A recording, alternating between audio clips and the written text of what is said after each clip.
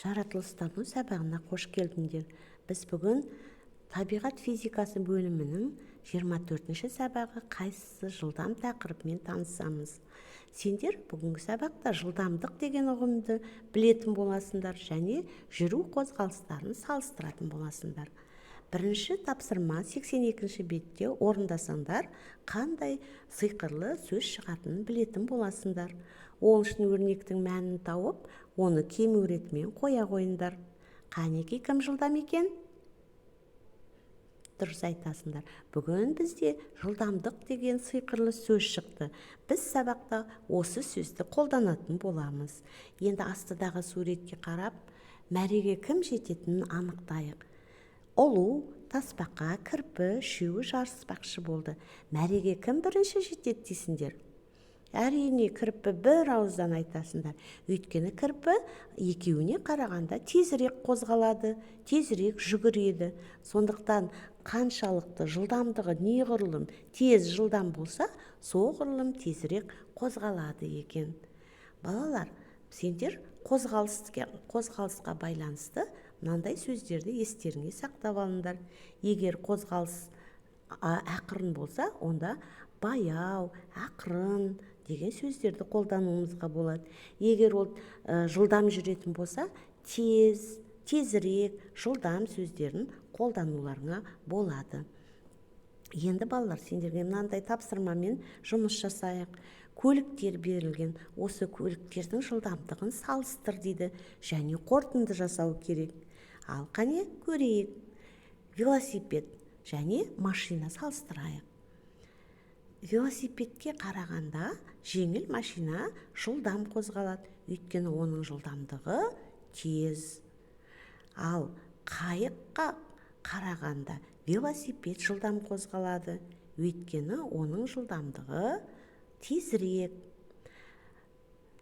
Велосипедке қарағанда қайық баяу қозғалады, өйткені оның жылдамдығы ақырын немесе баяу. Ал жеңіл машинаға қарағанда ұшақ жылдам қозғалады, өйткені оның жылдамдығы артық немесе жылдам деп айтуға болады. Осылайша әрбір затты салыстырамыз. Енді бүгінгі жылдамдық дегеніміз не? Ол кез келген нысанның жүріп өткен ара қашықтығы екен. Мысалы, машина 1 сағатта 70 км жүретін болса, біз оны қалай есептейміз?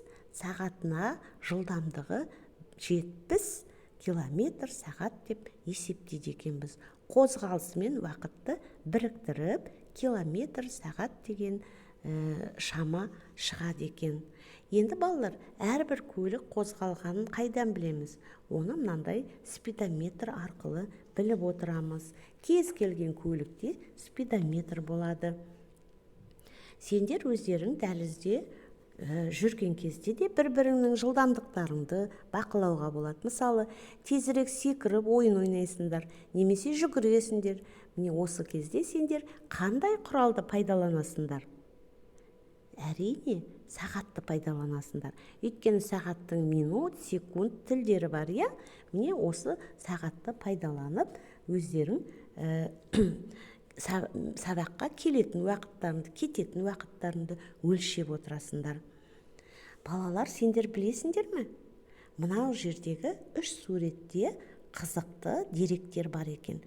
Ара бірінші тұрған.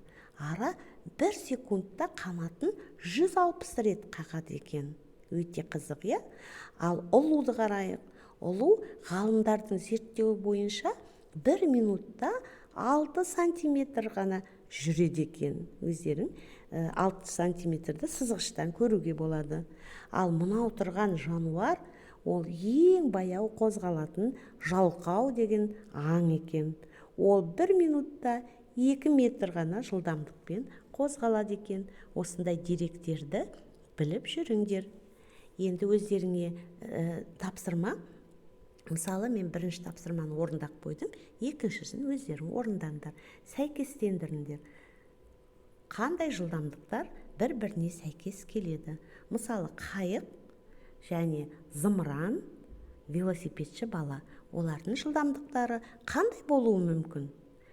Әрине, ең азы қайық, ол 7 километр сағат, 1 сағатта 7 километр жүреді. Ал велосипедші бала 1 сағатта 10 километр жүреді екен. Ал зымыран 1 секундта 11 километрге жетеді екен. Жылдамдығы өте тез екен. Екінші суретті өздеріңіз салыстырып жазып көріңдер.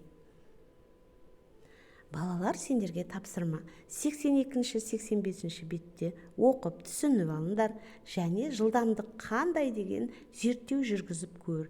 Өзің үйде уақыт сағатты қойып, секундты қойып, оқу жылдамдығыңды тексер. Әр түрлі жылдамдық шығады. Неге ондай шықты? Өзің ойланып көр. Немесе үйде қасында серігің болса, іні қарындасың болса, солы екеуің жарысып көріңдер. Секундына 1 минутта қанша сөз оқуға болады. Оны дәптеріңе өзіңе белгілеп алуыңа болады. Осылайша сен жылдамдықтың әр түрлі болатынын білетін боласың. Ендеше балалар, сабақтарыңа бүгінгі сәттілік, кері байланыс жасаңдар.